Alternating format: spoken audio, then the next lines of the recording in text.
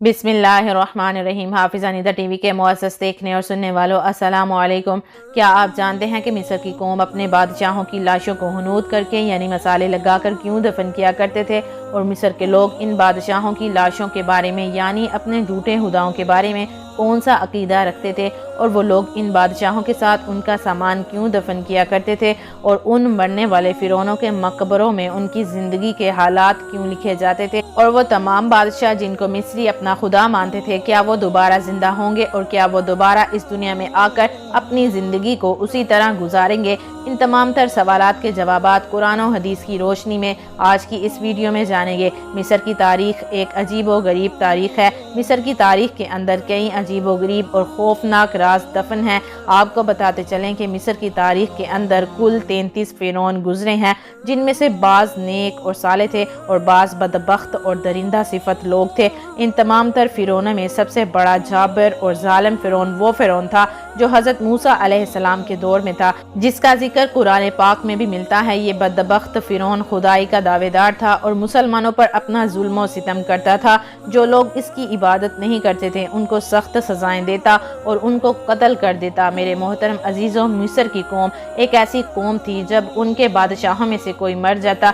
जिनको मिस्री लोग अपना खुदा मानते थे, उसको मरने वाले बादशाह को एक ख़ास तरीके से दफन किया जाता था। उस मरने वाले बादशाह को जो उनका झूठा खुदा होता था, उसकी लाश को हुनूद करके यानी एक ख़ास किस्म का मसाला लगाकर दफन किया जाता था। मिस्र की कौम वो वाहिद कौम थी जिनको एक ख़ास किस्म का मसाला तैयार करने और उस मसाले को लगाकर बादशाहों को दफन करने का फ़न आता था।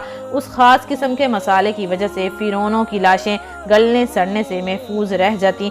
आपको बताते चलें कि मसाला लगाने के बाद मिस्री लोग अपने मरने वाले बादशाह की लाश को एक ख़ास किस्म के कमरे में दफन किया करते थे और साथ ही उसकी ज़िंदगी में इस्तेमाल होने वाला सारा सामान जो वह बादशाह अपनी ज़िंदगी में इस्तेमाल किया करता था, वो सारा सामान उसके साथ उसके मकबरे में दफन किया जाता था। और उसके साथ साथ उस मरने वाले बादशाह की ज़िंदगी के तमाम तर हालात जो उसने ज़िंदगी गुजारी, जो उसकी ज़िंदगी में उसका ओहदा और मुकाम था, वो सब उस कमरे की दीवारों पर एक तहरीर की सूरत में नक्श कर दिया जाता था।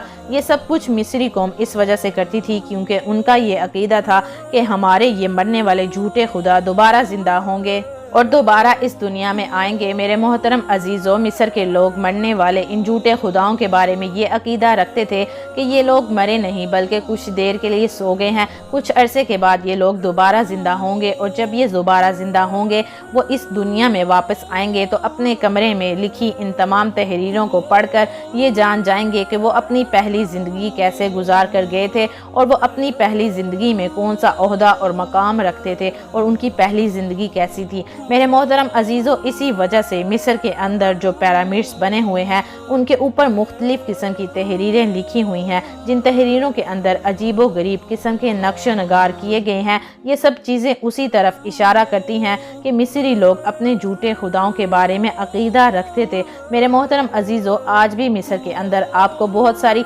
ऐसी लाशें मिलेंगी जो सही सलामत पड़ी हुई हैं और दुनिया के लिए इबरत का निशान बनी हुई हैं। उनका सही सलामत होना इसी वजह से था कि उस दौर के अंदर उन लाशों पर एक ख़ास किस्म का मसाला लगाया जाता था और उसी ख़ास किस्म के मसाले को लगाकर उनको दफन किया जाता था, जिसकी वजह से आज भी उनकी लाशों के ढांचे महफूज हैं।